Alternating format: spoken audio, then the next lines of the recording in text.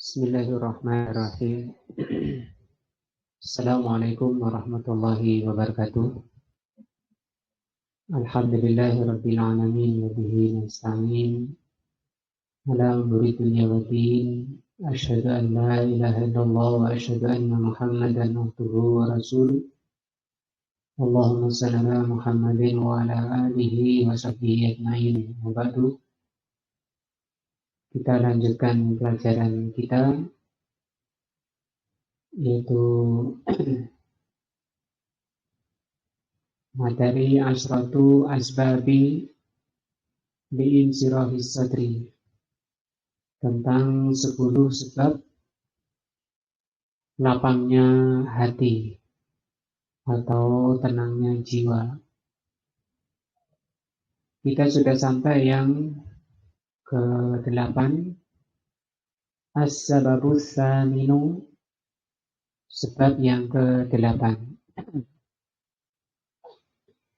ib'adu adwa'il qulubi wa asqamiha, untuk mencapai ketenangan hati, kebahagiaan hidup di dunia, lebih-lebih di akhirat.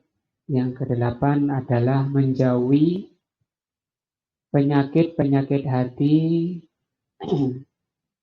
dan asqam ini juga penyakit.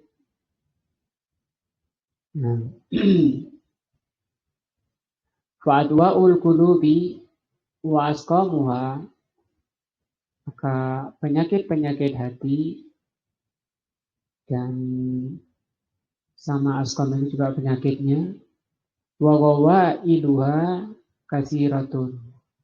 Wail itu yang memalingkan hati. Karena hati itu di banyak hadis diterangkan seperti bulu burung yang berada di padang pasir. Dia dibolak-balikkan oleh angin.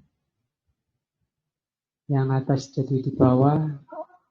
Walaupun angin terkecil, itu bisa membolak-balikkan hati.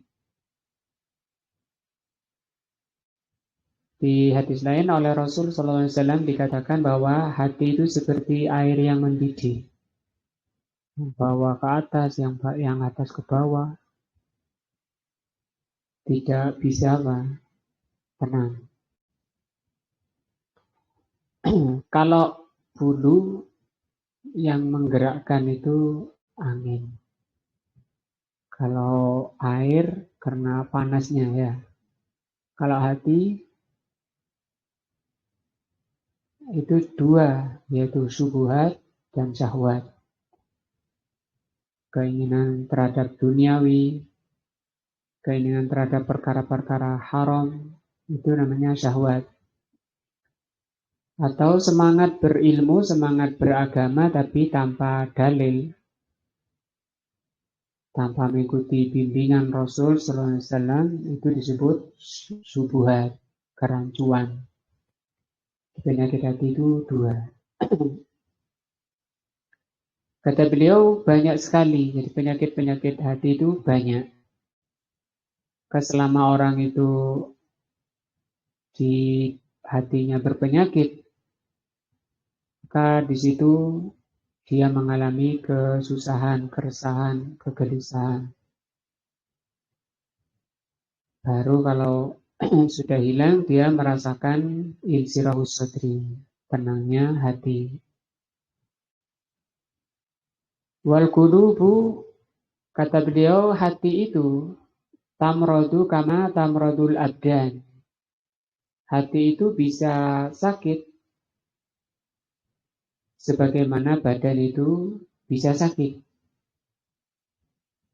Cuma kebanyakan orang itu perhatian kepada badannya jauh lebih tinggi daripada kepada badannya, pada hatinya. Ya. Dia lupa bahwa dirinya itu terdiri dari dua unsur, yaitu zahir dan batin. Badan dan hati. Dan juga nanti di banyak ayat itu hati itu ya kayak badan, ada mata, ada telinga. Nah, jadi kata beliau, hati itu bisa sakit sebagaimana badan itu bisa sakit. Kita dapati bahwa kebanyakan orang itu hanya perhatian pada badannya. Contoh penyakit hati yang paling parah itu, atau penyakit hati itu ada dua, ada yang bisa terasa oleh orangnya, ada yang nggak terasa. Penyakit hati yang tidak terasa, contohnya adalah jahil, kebodohan. Kebodohan itu penyakit. Ini orang bodoh itu hidupnya nggak bisa tenang. Rasulullah SAW mengatakan syifa'ul ai as-su'al. Obat dari kebodohan adalah bertanya. Syifa itu apa artinya? Obat atau penyembuh. Syifa'ul ai as-su'al. Obatnya kebodohan adalah bertanya. Itu hadis sahih yang menerangkan bahwa badan itu hati itu berpenyakit. Dan siapapun tidak boleh menghadap Allah, tidak boleh masuk surga kalau masih bawa penyakit. Harus dibersihkan dulu. Pembersihan itu bisa di dunia, bisa di alam barzah, bisa di padang mahsyar, dan terakhir di neraka. Di dunia itu pembersihan dengan 4 hal. Yang pertama dengan banyak istighfar. Baca astagfirullah, astagfirullah. Yang kedua banyak taubat, bertaubat. Sehingga Rasulullah SAW sering membaca digabung astagfirullah wa atubu ilaika. Sehari sampai 70 kali atau sampai 100. Ini dalam rangka apa? Pembersihan. Pembersihan hati.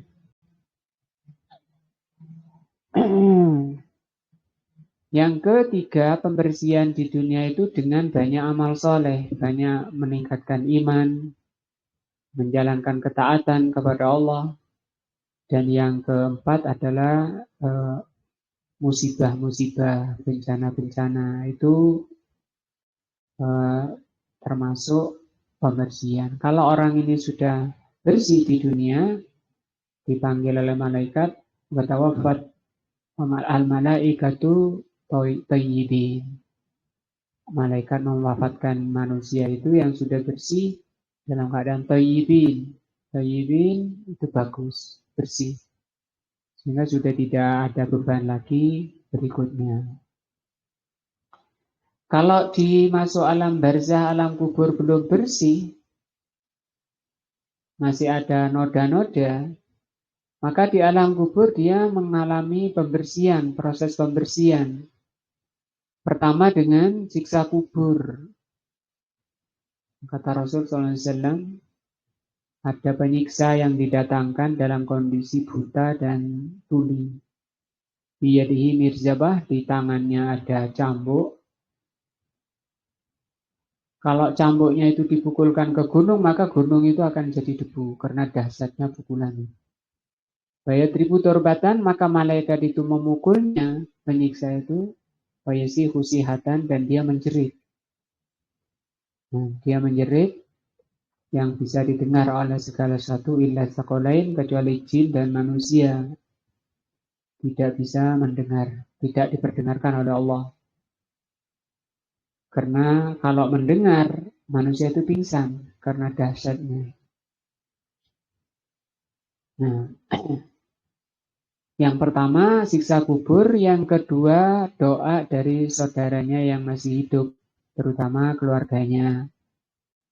Kalau keluarganya dengan doa khusus, Rabbi firli, waliwalidayya warhamhuma kama rabbayani shaghira. Kalau kita muslimin mendoakan assalamu alayna wa ala ibadillahi shalihin. Ya Allah, berilah keselamatan kami dan orang-orang saleh. Jadi di alam kubur, kalau belum bersih di alam kubur, nanti di padang mahsyar. Di sana manusia disiksa dengan matahari yang dekat dengan kepala selama 50.000 tahun. Yang air peluhnya ada yang sampai tumitnya, ada yang sampai lututnya, ada yang sampai pusarnya, ada yang sampai lehernya, bahkan ada yang sampai hidungnya. Karena dahsyatnya azab mahsyar. Itu dalam rangka pembersihan. Yang kedua di mahsyar itu ada namanya syafaat, pertolongan. Kalau di mahsyar dicuci selama 50.000 tahun tidak bersih karena terlalu banyak dosanya, maka dia dilemparkan ke neraka yang melayang selama 70 tahun. Dalam umur manusia di dunia ini rata-rata 60 umat Nabi Muhammad SAW. Jadi siksa kubur, siksa mahsyar, dan siksa neraka itu bagi orang beriman itu rahmah, pembersihan. Tapi kalau walaupun itu rahmah, siapa yang mampu? Maka kalau bisa kita usahakan di dunia ini dalam kondisi sudah keluar dari dunia sudah bersih. Dari sini dipahami bahwa penyakit hati itu bahayanya bukan hanya di dunia. Kalau di dunia mungkin gelisah, resah, susah, hatinya nggak mendapati ketenangan. Yang lebih bahaya lagi di akhirat. Jadi kalau penyakit hati itu bahayanya dunia sampai akhirat. Beda kalau penyakit badan. Penyakit badan itu bahkan bisa membersihkan tadi. Bisa menjadi penghapus dosa. Penyakit badan. Nah, sampai kata Rasul SAW, orang terkena duri itu bisa menghapuskan dosa. Bal inna amradul qalbi, bahkan sesungguhnya penyakit-penyakit hati, laha ta'zirun azimun. Penyakit hati itu punya efek yang besar, punya pengaruh besar ala sahibiha, kepada orangnya. Nah, kal hasadi, seperti hasud, dengki ya. Wal gili, dan sama gil juga bahasa Indonesianya ini tiga-tiga ini sama. Hiket ini juga dengki. Nah, kita diajarkan doa Rabbana la tuzigh qulubana ba'da idh hadaytana wa hab lana min Rabbana la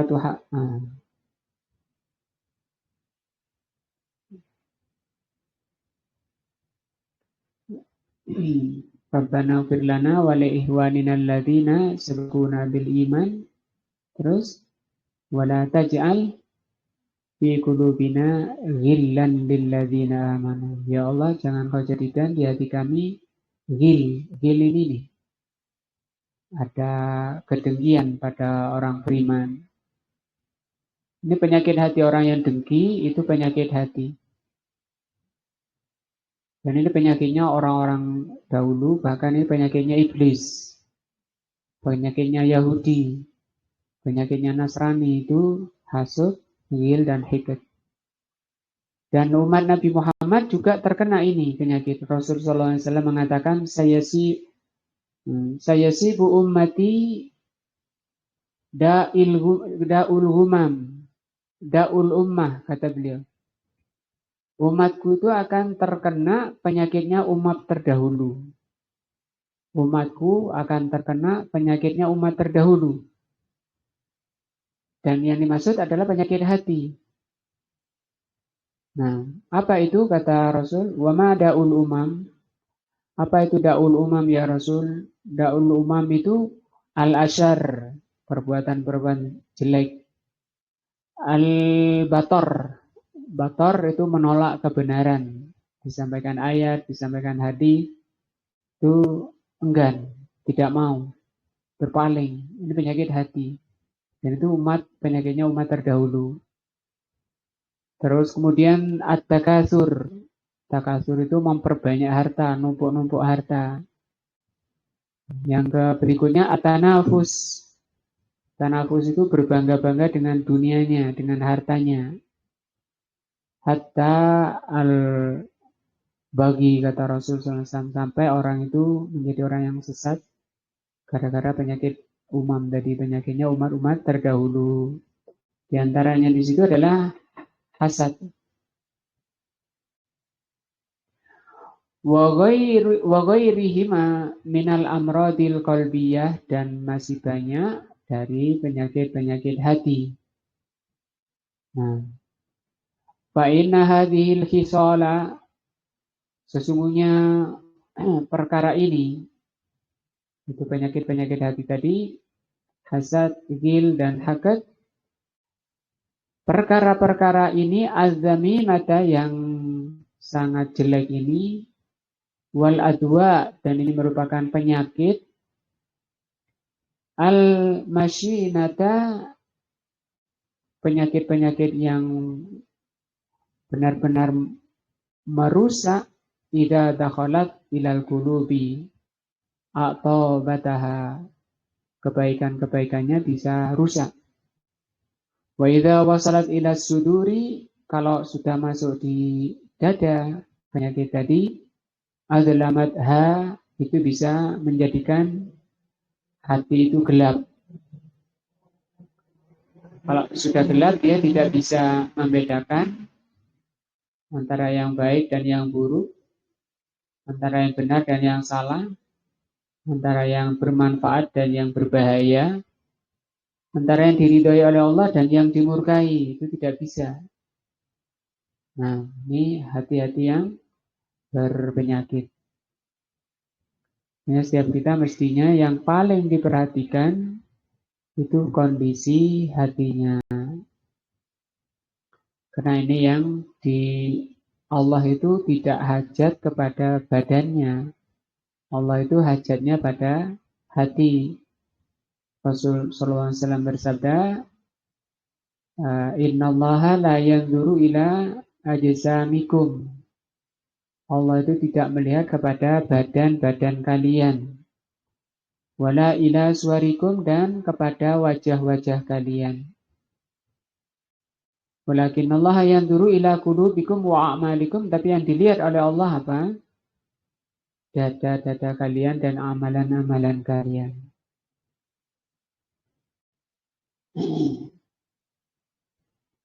Wa tarattaba 'alaiha, akibat berikutnya dari hati yang sudah gelap karena banyaknya penyakit di dalamnya, di kusodri sahibiha, sempitnya dada orangnya. Kan kalau diberi dalil itu, diberi firman Allah, hadis Nabi, itu sesak dadanya.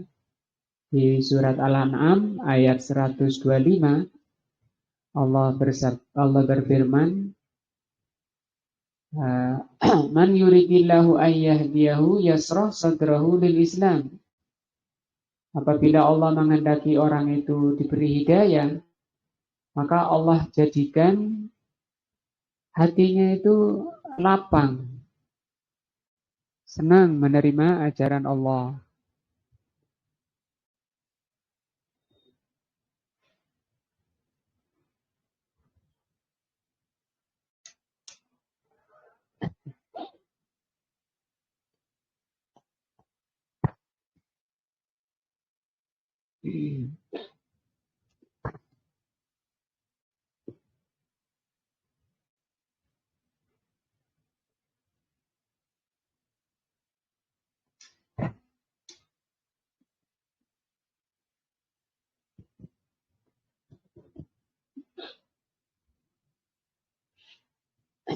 mudah, senang menerima ajaran Allah, ayat maupun hadis. Wa may yurid an yudillahu, barang siapa yang Allah kehendaki orang itu sesat, yaj'al sadrahu dayyqan, Allah jadikan dadanya itu sempit. Diberikan nasihat-nasihat dari ayat dan hadis, yaitu sesak dadanya. Yang perlu kita pahami bahwa hati manusia itu, kata Rasul SAW, berada di antara jari-jari Allah. Artinya terserah Allah. Allah akan menjadikan hati itu istiqomah, dapat hidayah di atas kebaikan, itu Allah yang menentukan. Tidak ada yang bisa berbuat. Bahkan kata ulama salaf, kalau sekiranya hatiku berada di tangan kiriku dan semua kebaikan berada di tangan kananku, pasti aku tidak akan mampu memasukkan kebaikan itu ke dalam hatiku, kecuali Allah yang mampu. Dari sini kita mesti sadar bahwa baiknya diri kita ini semata-mata karunia dari Allah, taufik dari Allah, hidayah dari Allah, rahmah dari Allah. Tidak ada peluang bagi kita untuk ujub, sombong, karena itu bisa merusak kesombongan. Ujub itu bisa merusak amalan-amalan baik dan bisa dicabut oleh Allah dari kebaikan. Makanya selalu minta kepada Allah taufik dan hidayahnya, mohon kepada Allah istiqomah ketika oleh Allah ditunjukkan kepada amalan kebaikan. Nah, Rasul SAW mengajarkan doanya, ya musarrifal qulub, sarrif qalbi ala ta'atika. Ya Allah yang mengatur, yang mengendalikan hati, arahkanlah hatiku kepada ketaatan kepadamu. Kemudian dilanjutkan, ya muqallibal qulub, tsabbit qalbi ala dinik. Ya Allah yang membolak-balikkan hati, tetapkan. Maksudnya tetapkan, jangan dibuat kayak air mendidih tadi. Jangan dibuat kayak bulu tadi. Tapi suruh minta kepada Allah tetap di atas kebenaran. Wa su'u akibatihi wa ma'alihi. Akibat berikutnya adalah su'u akibatihi. Dia akan merasakan jeleknya buah dari penyakit hati. Dan demikian juga ma'al, akibatnya nanti akhirnya juga di dunia gelisah, di alam barzah mendapat siksa kubur, di mahsyar disiksa, masuk neraka, naudzubillah. Nah, mendalik. Dari itu tidak ada amalan yang terpenting bagi kita selain dari bagaimana menciptakan hati ini bersih. Nah, yang disebut dengan qalbun salim, hati yang istiqomah. Karena perbuatan manusia, perbuatan badan itu tidak akan bisa baik kalau hatinya tidak baik. Dalam hadits Rasulullah SAW mengatakan, la yastaqimu imanu abdin, tidak akan lurus, tidak akan istiqomah amalan seorang hamba, hatta yastaqima qalbuhu, sampai hatinya istiqomah. Sampai hatinya istiqomah, baru amalannya bisa istiqomah. Jadi kalau ingin menilai perbuatan seorang, dilihat hatinya. Wa amma man salima min hadhil amrad, adapun orang yang selamat dari penyakit-penyakit ini, orang yang selamat hatinya disebut salim, qalbun salim. Kata Allah, yauma la yanfa'u malun wala banun illa man atallaha biqalbin salim. Insyaallah surat Ad-Dzariyat. Kecuali yang menghadap Allah, pada hari menghadap Allah tidak bermanfaat lagi harta dan anak-anak, kecuali yang menghadap Allah dengan hati yang salim. Hati yang salim itu adalah hati yang istiqomah. Hati yang istiqomah itu ada 3 cirinya, yaitu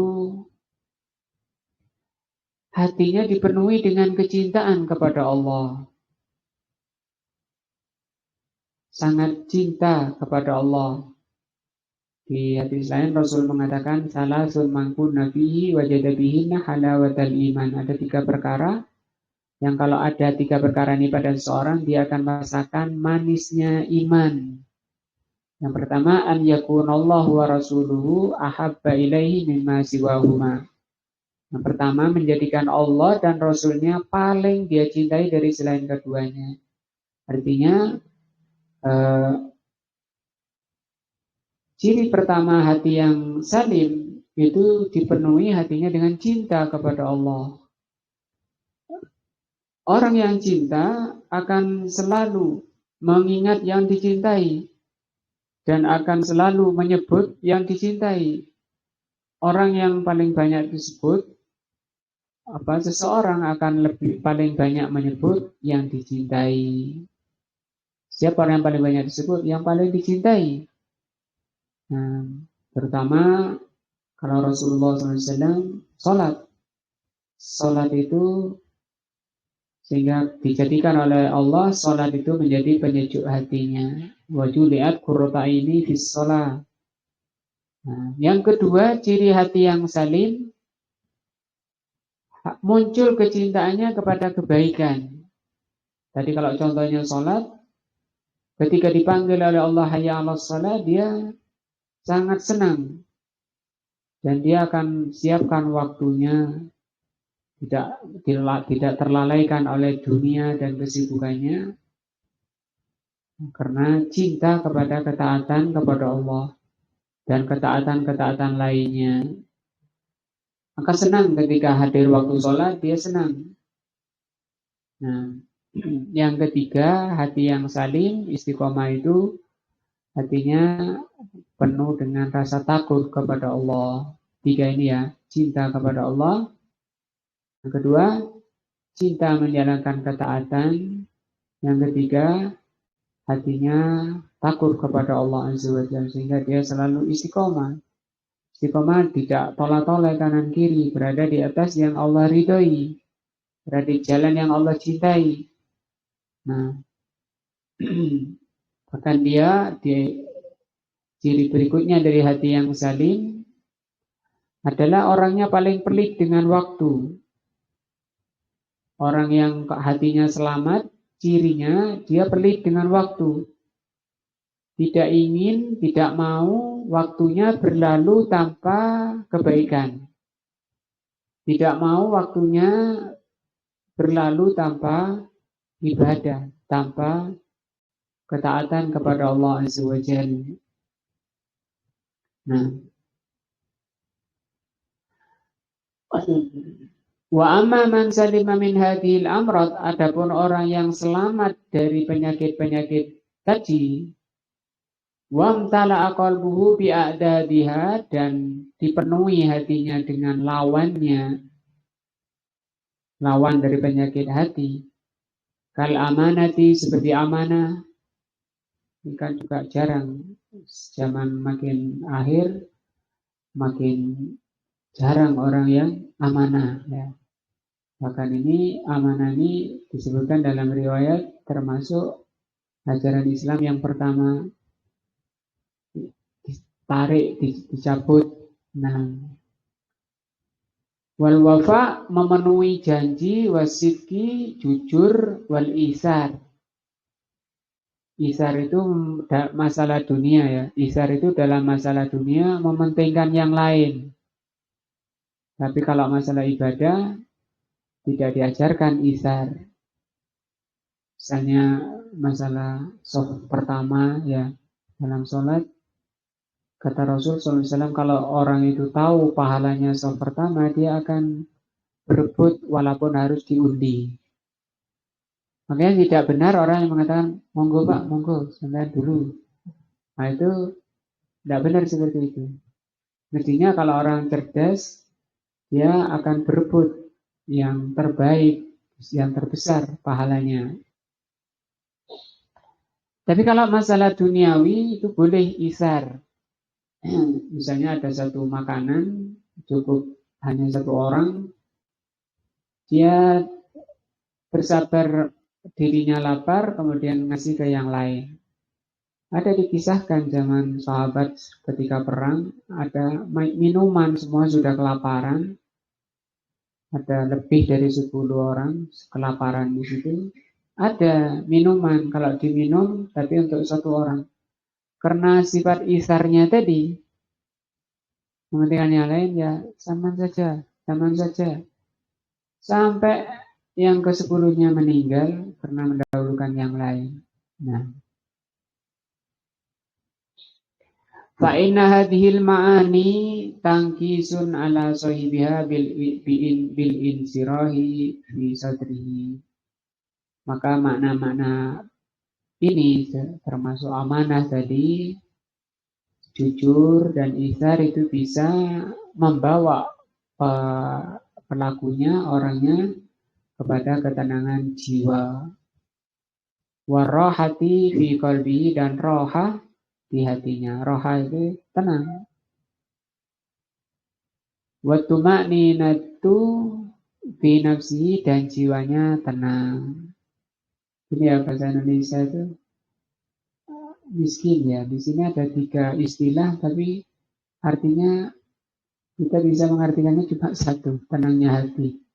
Insirahu fi sadri, roha fi qalbihi, tumananatu fi nafsihi. 3 bahasa, tapi kita terjemahnya satu karena skinnya. Nah,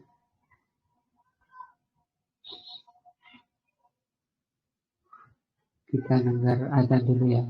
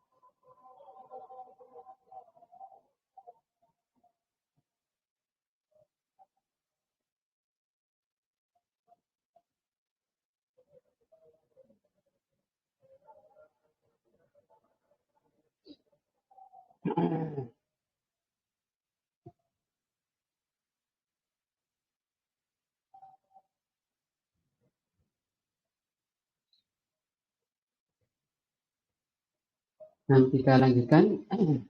Qala Syekhul Islam Ibnu Taimiyah, telah berkata Syekhul Islam Ibnu Taimiyah rahimahullah fi kitabihi, dalam kitab beliau.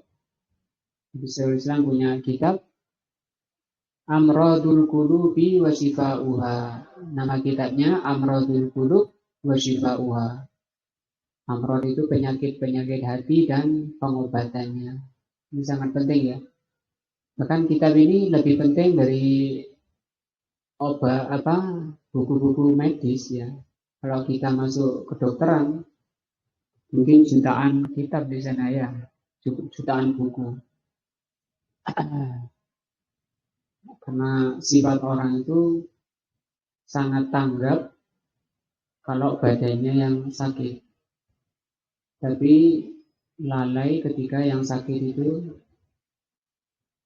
hatinya. Syekhul Islam Ibn Taimiyah mengatakan dalam kitabnya yang berjudul Amradul Qulub, penyakit-penyakit hati, wasifa'uha, dan pengobatannya. Penting berarti buku ini ya. Kata beliau, wal Qur'anu syifa'un, di antara obat hati adalah apa? Al-Qur'an. Al-Quran syifa'un. Al-Quran itu penyembuh. Bima fis suduri, penyembuh penyakit-penyakit hati. Waman fi qalbihi amradus syubuhat wasyahawat. Yaitu penyakit yang di dalam hati berupa penyakit syubuhat dan syahwat. Ini dua penyakit hati itu kalau disimpulkan ya dua ini, syubhat dan syahwat. Syubhat itu kerancuan-kerancuan dalam agama. Setiap pemahaman agama yang tidak ada dalil dari Allah dan Rasulnya itu namanya syubhat, rancu, samar. Syahwat itu artinya setiap pelanggaran-pelanggaran dalam hukum-hukum, misalnya orang riba, misalnya orang sudah punya istri tapi masih tidak menundukkan pandangan, sudah punya suami masih tidak menundukkan pandangan, itu syahwat. Nah,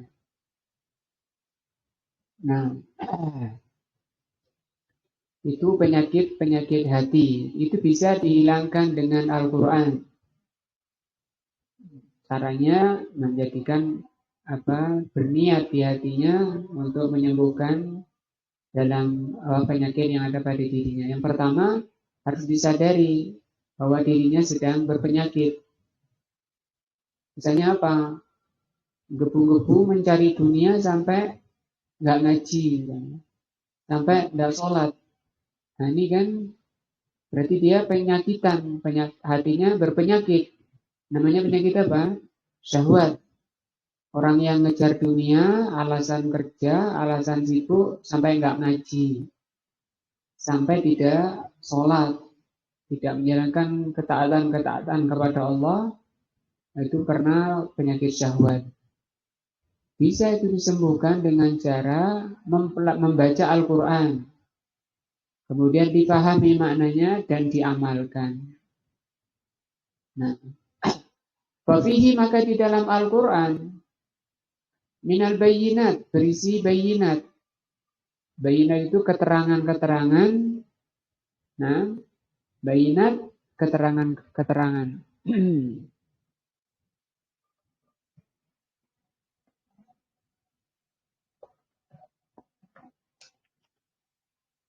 Dilihat mungkin deh Google itu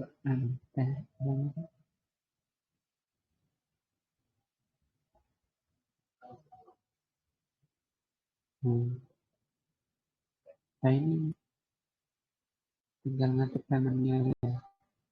Yes. Fafihi, maka di dalam Al-Quran, kenapa Al-Quran itu bisa menjadi penyembuh penyakit hati? Karena di dalam Al-Quran itu isinya bayinat, penjelasan-penjelasan ma yusilu al-haqqa minal batil, yang kebenaran yang ada di dalam Al-Quran itu bisa menghilangkan kebatilan. Bayuzilu amradu subuhat, sehingga dengan Al-Quran itu hilanglah penyakit subuhat. Maka dia tidak akan memahami sesuatu yang tidak diajarkan Allah dan Rasulnya. Itu namanya hatinya salim. Tidak akan melaksanakan amalan untuk mendekatkan diri kepada Allah tanpa ada bimbingan atau dalil dari Allah dan Rasulnya. Yang nggak ada dalilnya itu namanya syubhat. Nah, tidak memahami, tidak mengamalkan. Al-mufsidati, yang syubhat itu merusak. Lil ilmi, merusak ilmu. Ilmu itu qaulullah wa qaulur rasul. Ilmu itu perkataan Allah dan perkataan Rasul. Wal tasawuri wal idrak. Syubhat itu bisa merusak tasawur. Tasawur wal idrak, gambaran dan pemahaman. Pemahamannya rusak, gambarannya rusak. Nah, itu yang merusak itu apa? Syubhat. Syubhat itu termasuk penyakit hati. Bisa dihilangkan dengan apa? Al-Quran. Bihaitsu yaral asya'a ala ma hiya alaih. Dengan bimbingan Al-Quran, seseorang bisa melihat sesuatu yang sebenarnya, yang benar. Nah,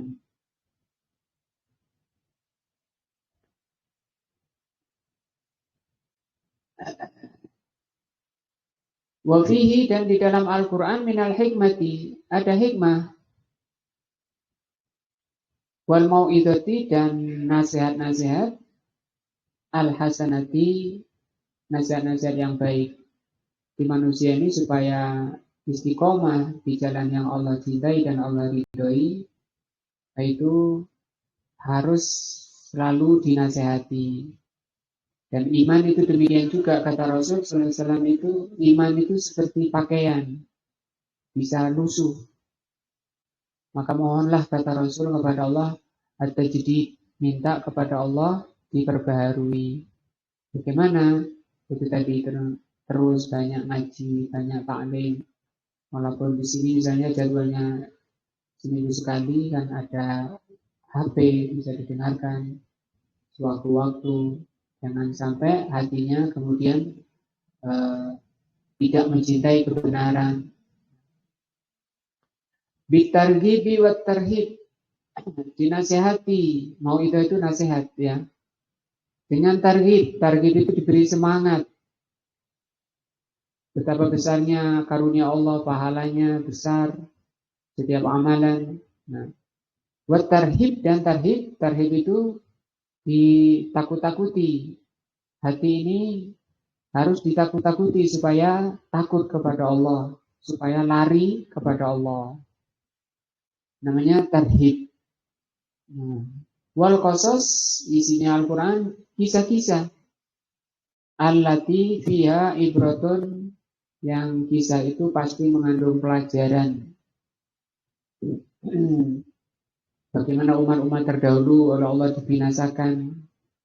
Agar kenapa Allah ceritakan di dalam Al-Quran kaum Samud, kaum Ad, kaum Lut, dan seterusnya. Kaumnya Nabi Nuh, kaum Fir'aun, dan seterusnya. Allah kisahkan agar diambil pelajarannya, jangan seperti mereka.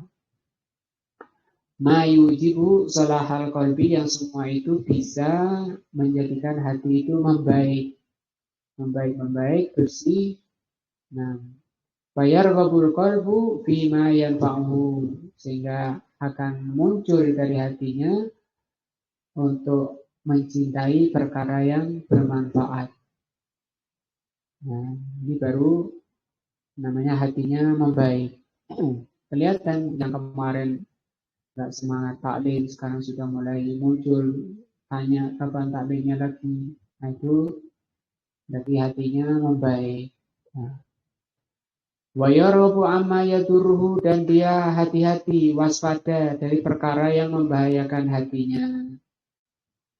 Wa yabqal qalbu, sehingga hatinya tetap muhibban lirrasyad, muncul di hatinya kecintaan kepada pimpinan Allah.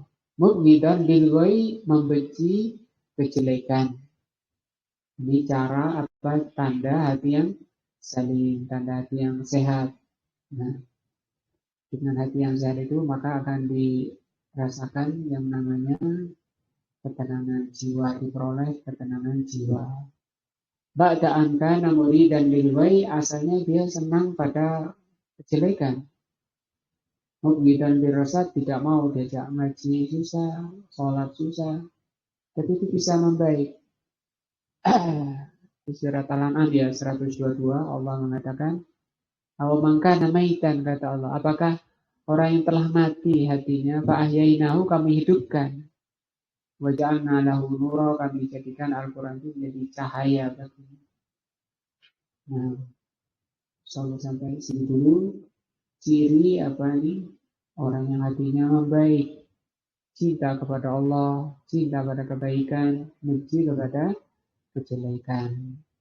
Mudah-mudahan Allah mengaruniakan kepada kita qalbun saliman. Ada doanya, Allahumma inni as'aluka qalban saliman wa lisanan shadiqan. Nah, dan pelajaran ini menjadikan, membangkitkan semangat kita untuk berupaya untuk memperbaiki hati kita, sehingga dengan hati yang baik itu akan memperbaiki amalan kita, karena amalan anggota badan ini tergantung kondisi hati. Sebagaimana hadis dari Nu'man Ibnu Bashir, inna fil jasadi mudghatan, di dalam diri kita ada segumpal daging, ya. Jika salahat salahal jasadu kullu, kalau bagus segumpal daging itu akan bagus seluruh badannya. Pembicaranya bagus, matanya bagus, amalannya bagus. Menunjukkan bahwa badan ini tergantung kondisi hati. Semoga Allah berikan taufik dan hidayahnya. Dari dimensi majlis, subhanakallahumma wa bihamdika, asyhadu an la ilaha illa anta, astaghfiruka wa atubu ilaika. Wassalamualaikum warahmatullahi wabarakatuh.